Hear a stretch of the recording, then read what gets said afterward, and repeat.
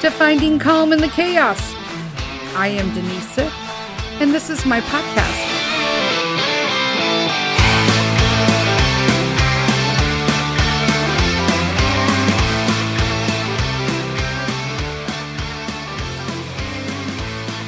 Hello, everybody. Happy December. Oh my gosh. Happy Wednesday, and welcome to another episode of Finding Calm in the Chaos. I'm Denise, and I am kicking it. It is unbelievable. I can't believe it's December. So I feel like 2024 was like the purge year. You know what I'm saying?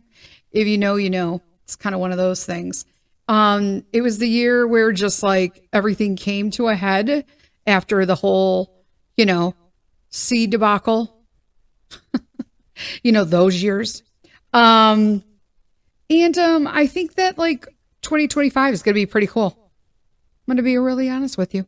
I've actually already, so you guys know I don't make New Year's resolutions, and I have been choosing a word of the year. So my last word of the year was relish, as in relishing the things around me that mean something to me. My family, traveling, nature, myself, which probably should be first, but I'm working on it.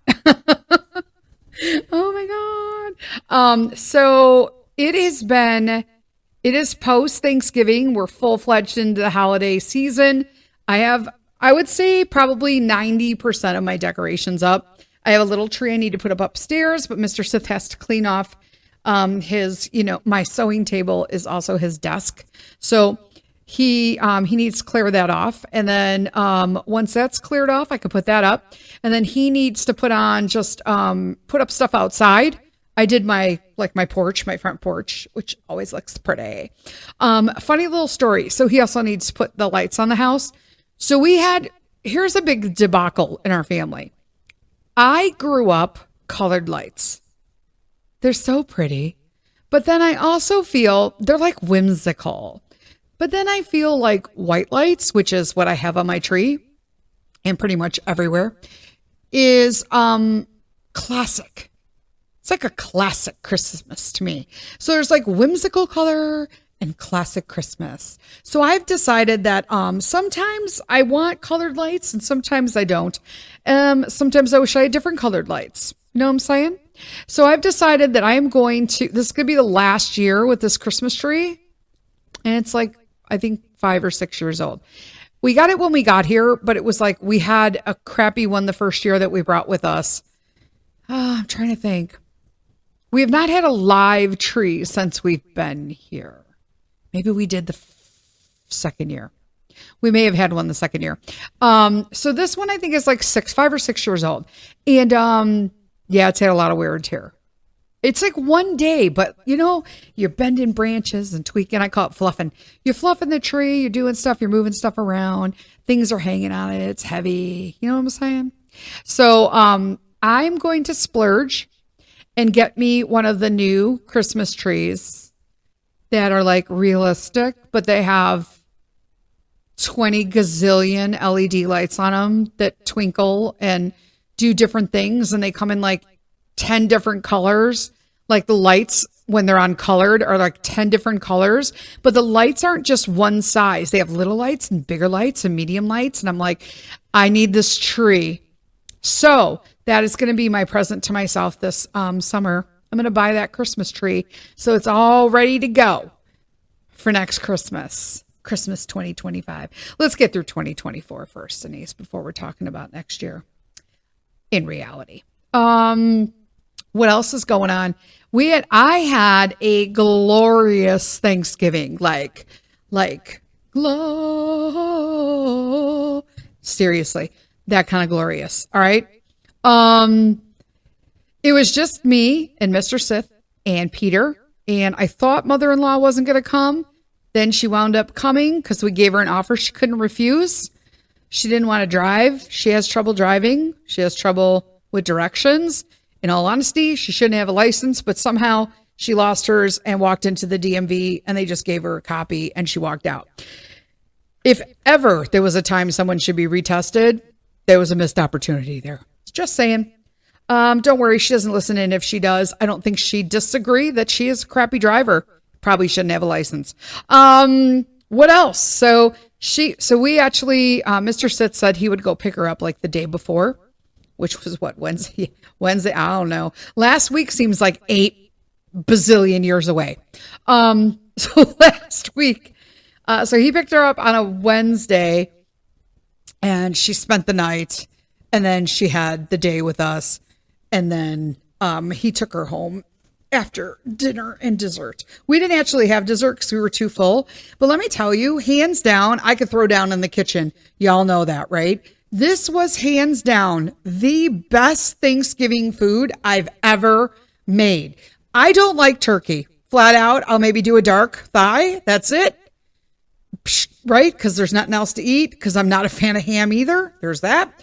So I was like, hey, I'm not going to make a whole turkey for 3 people, maybe 4, right? So she came. So I bought a turkey breast. And I'm like, I thought it was deboned, but that probably would explain it. First off, it was expensive for a damn breast. I remember paying for whole turkeys that were like almost 18 pounds that cost less than these damn breasts. So, hey, thanks, current administration. Anyway, I'm like, whatever. So, but I had to buy like a nice turkey that was like clean and blah, blah, blah, but was already brined because I'm not going through that for a breast.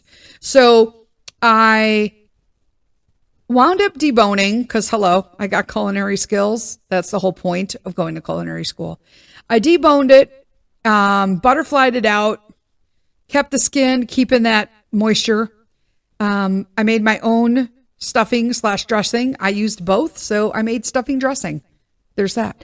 I don't like when I saw a recipe online the other day, and it was somebody doing a reel, and they were like, best stuffing recipe ever, but they didn't put it inside anything. And it's like, that's not stuffing, that's dressing.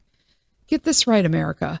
Stuffing goes inside something because it's stuffing, and dressing goes in a casserole dish or on the side, and it's baked separately.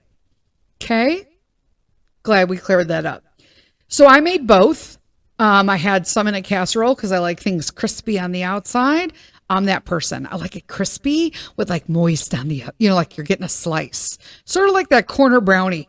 That's what I like. You know what I'm saying? Then I took a little bit. You don't want too much or like blow up in the oven. But I just stuffed it a little bit. First, I put it down. I rubbed it down with some herbal butter. Seasoned it really good. Sage, all the good things, right? Sage, thyme, rosemary. Those are those lovely Thanksgiving spices or herbs, I should say. I do sometimes like to use coriander as well. I love coriander. It's so good. Any chance I can use coriander, I just use it. And rolled it all up, got the twine out, rolled it all, tied my roll up so it wouldn't come out apart in the oven, and then given a nice rub down outside with some more herbal butter, a little drizzle of sage, and because I just love it. Fresh sage is glorious. I don't know who doesn't like, does anybody not like sage? It just has such a warm, fuzzy like feeling when you smell it. It's just, oh, I love it. So I did that and baked it. We also had roasted carrots wrapped in bacon, and then I put a maple syrup fresh thyme chopped up in there, a little brushing of that, kind of baked it off for another 10 minutes to get, a little sticky. It was glorious. Best carrots ever. I would totally make those every year. And what else did I make? And then we had the dressing on the side in case you didn't want, like Peter picked it out. He don't like it inside the turkey, so he just picked it out. And then he was like, yeah, I'm not really feeling this. He didn't want the dressing this year. He ate it last year. He didn't want to eat it this year. It's like, I don't know. He has his moments, so I just go with it because he eats. And then for Peter, in his honor, I made creamy, dreamy mac and cheese with cavatappi pasta. And then what else did I make? Oh, I made this went over big on social media. So I made a shaved Brussels sprout salad with pomegranate seeds, and I made candied pecans, and what else is in there? I don't even know. Oh, dried cranberry, shaved Parmesan cheese, good stuff like Parmigiano Reggiano. Don't ever tell me the cheese comes out of a green container, because I will literally slap you in your face just to wake you up out of it. What else? What else is in there? And it's just like a mustard orange vinaigrette. It's delicious. Delicious.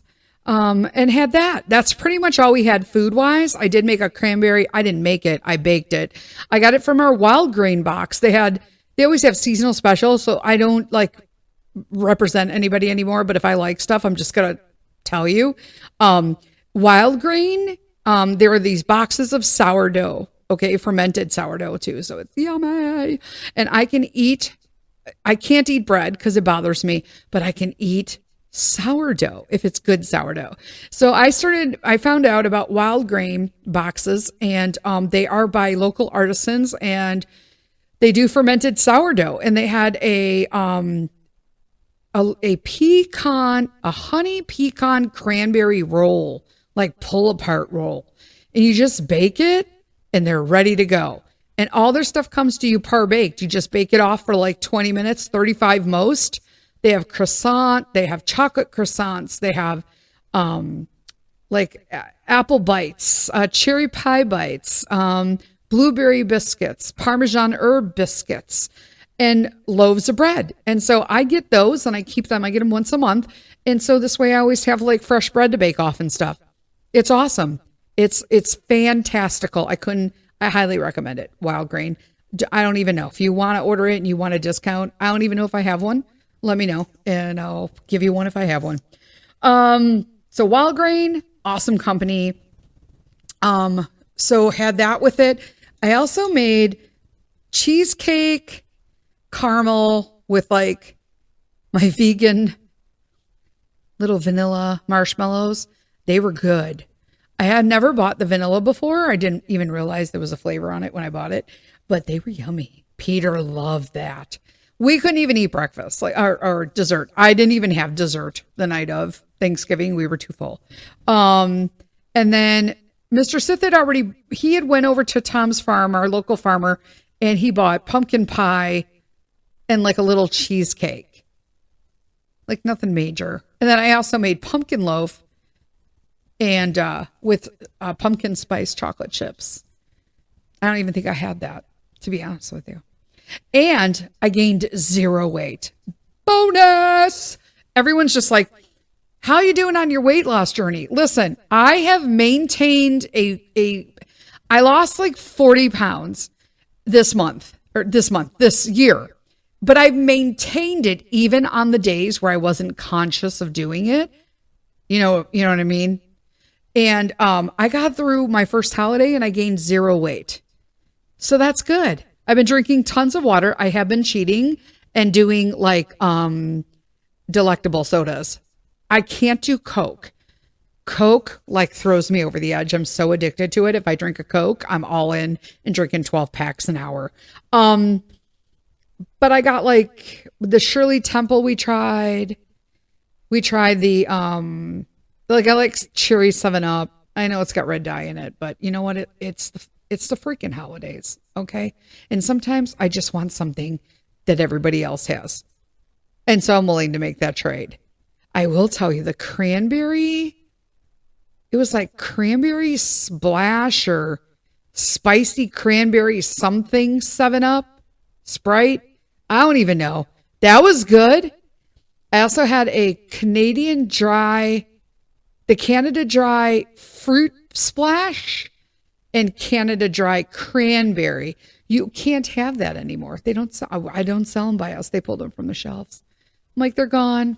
They're gone. So yeah, that's where we're at. So now I got to find like something else because I'm almost out of the ones I have. So I'm like, they don't sell them anymore. The cranberries were good. They were good. And so was that fruit punch because I love ginger ale. It's yummy. So that was what was going on with that. What's effective now? My son's a published author. It's official. December 1st, Popcorn World dropped, and that is fantastical. And I appreciate everyone's support. We have we have 2 markets that we needed to do. We have one today on Wednesday, and we have another one tomorrow. And I'm still waiting for my author copies so that he can sign them for people and sell them. I have a backup. I bought some at full price. So did his tutor. And they're being delivered tomorrow, hopefully, today, so that I can have them for tomorrow. That's about it. So on that note, I'm going to take a little break before we go in what I wanted to talk about going into the holidays and how to find a little peace and joy. But I'm going to take a little break to share with our new sponsor. You're not going to want to miss it.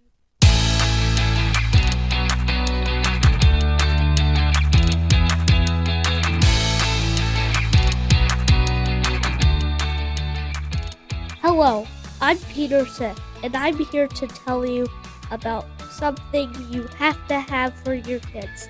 My new book, Popcorn World. Peek inside my creative brain and meet Dylan, an ordinary kid who accidentally finds a portal to his new world in his basement while looking for his lost soccer ball. Your kids will totally be able to relate to Dylan and all his emotions, trials, and big act of kindness in my story. I worked on creating this book over the summer with my awesome tutor, Dr. Peterson. She helped me guide me through the parts of my book, and boom, Popcorn World was created. Another cool fact, my mom does all the drawings. Trust me, these pictures and the story are super cool, but you can find out yourself by picking up a copy on Amazon, and it's available worldwide. So even if my family and friends in Slovakia, Canada, Scotland, and Italy can get a copy of Popcorn World. Don't forget the name, Popcorn World. Available on Amazon now. Let's make reading cool.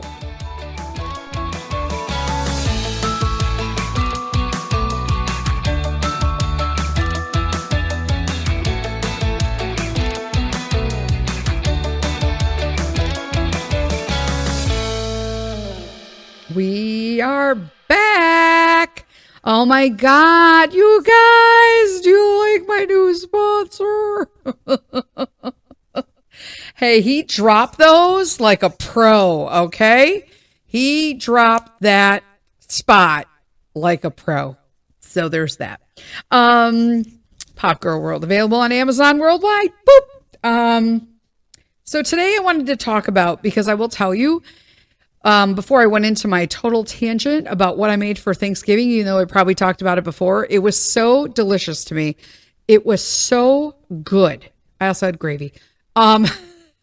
But I will tell you, I had mentioned to someone that I thought it was the best dinner I ever did. And this person responded, I'm sure it was because you're a great cook, but I think it tasted extra special because you were able to enjoy it. And here's me. Wait, what? Might have been my therapist. Now that I'm thinking about it. She's like, yeah, maybe it's because you were able to sit down and not worry about, sitting down to your table and everybody already eating before even waiting for you to, sit down as the host and the cook. Yeah, because one year, if you know, if you've been listening to this podcast for 2.5 years now, there have been multiple occasions on Halloween that I have put the bird on the table and went to complete all of the other stuff. And before my husband and I could sit down at our table, they have already started grabbing food without us being at the table to take what we eat first. Like that ass kind of rude. I can't. So I have to agree. I think it may have tasted extra special because it came stress-free. And it really, at that point, it was like the aha moment for me. Wow. Like that really made a difference. Because when I say, like, man, my food's good, it's good. because I cook good. I know that. Okay. I love to cook. I find it relaxing. I don't like to be made to cook. I don't like that. But I don't like to be made to like do crafty stuff either. I like to do it like for my own relaxation and enjoyment. And so in that particular moment last Thanksgiving, I was doing it for myself. And so not only was the food normally tasty, but it was a little extra special tasty. I liked that. But I wanted you guys to remember that one of the things that I struggled with in the past, because family is cray during the holidays.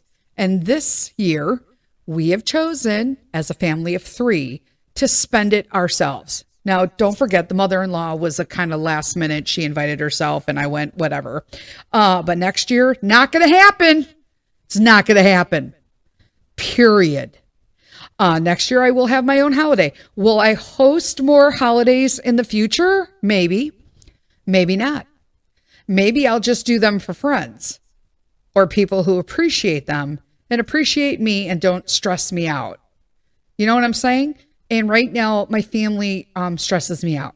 So I've just opted to step away. This way, I'm not a burden to them because apparently I'm a burden to some of my family. And I'm an asshole. And I'm selfish. And I think I'm better than everybody. So that's cool. You do you and I'll do me. Have fun with that. So I found that going into Christmas, I am remembering that the holidays are about finding joy and peace. I do not want to be a center of attention. The holiday is not about being the center of attention. And I am giving myself permission to do what feels right for me. And in that, I'm finding moments of contentment and most of all, of freaking gratitude. Like really, it's unbelievable. Now, one of the things that I really, really am trying to do is practice self-care. I have said no to so many things this year that I normally we even said no to Mr. Sith's holiday party because number one, we don't have a babysitter. Okay. Or we have to drive if I drive him to grandma and grandpa's, that's going all the way into the city of Chicago, which is like an hour plus ride for us now. So why are we doing that to just have dinner? And in all honesty, like I just wind up talking to everybody. I don't even know who anybody is. Mr. Sith can never tell me anybody's names, or if he does, I can't hear him. Plus, that's another thing. I'm in a social environment. It's loud. We're in a banquet room of some sort or a party room, and the ambience is very loud and I cannot hear. So I don't want people thinking I'm rude, but I can't just keep having conversations with people where I'm shaking my head and smiling and looking at their lips and hoping I got the conversation right. So it's like, yeah, whatever, right? But what I did was I am examining what helps me feel at peace, okay? I'm building then those experiences into like my daily life. What do you do? For me, it's crocheting. I'm crocheting or drawing every day, or doing my Italian. I love taking an Italian lesson. I'm just doing a computer program. I'm almost done with Duolingo. I'm like in legendary status right now, and I pretty much done the whole thing, but the final unit, and I'm ripping through that. And reducing stress. All of that, okay? Self-care, finding those experiences to fit into your daily life. That is what helps reducing stress. Okay. And relaxation does what? Right. It lowers your blood pressure, reduces cortisol levels in your blood. It's overall better for your health. I mean, duh, right? We should know this by now, period. Another thing is a lot of people said, do you feel bad about what happened a couple weeks back with your sister? And you just like, I've cut it off, right? So do you harbor any resentment is what my therapist asked me. And in all honesty, I'm not. And that is the first time I can honestly say that I'm answering that way. And I'm really not. Because usually I am. And I'm going to tell you why. Because it's taken me 55 years to understand that when you harbor hard feelings, especially resentment or anger, which I struggled with both, Okay. It's bad. Okay. It's super bad, guys, because it significantly impacts your mental health. And I have literally enough stress, anxiety, all that stuff. Okay. If you have depression or you already suffer from anxiety or you're already stressed out, it's just horrible to hold those kind of resentments. And when I'm trying to think of how to say this. You're damaging relationships in general when you're creating negativity, and it also, you're not moving forward. Okay. Now, a lot of people are like, hey, what if that person did something that was like completely, narcissistic or mean or illegal or, I don't want to go into it and do a trigger warning here but those all things are real. Okay. But when you hold on to these hard feelings, especially in anger, like I used to, it really significantly impacts your mental health. Okay. Because when you can't let go, you're constantly reliving that negative experience. Okay. And that actually increases, it worsens the anxiety or the symptoms you have over the original occurrence. Okay. Holding a grudge. Oh, I was the queen of that. Queen of grudge. Okay. That is a negative impact with any interaction with others, not just the person you're holding the grudge against, but all of your interactions. Okay. Because it leads to tension, conflict, and trust in a lot of ways, because that person might know that you hold a grudge against that person. And if they don't feel that it was that, I guess, of a severity that you would hold a grudge like that, they might start thinking maybe they shouldn't share information with you, right? The physical health. Oh man. So I know about this. The consequences that you have on your chronic stress, just from dragging and harboring negative emotions, they seriously contribute to physical health issues. Okay. High blood pressure. I don't have that, but it definitely weakens your immune system. And I suffer from that greatly with multiple autoimmune diseases. Okay. Do you know what else happens when you can't let go and you hold on to a grudge? You have a negative mindset. Because I'm serious, when you're focusing on all these past, beefs, grievances, I guess that's a better grown up word.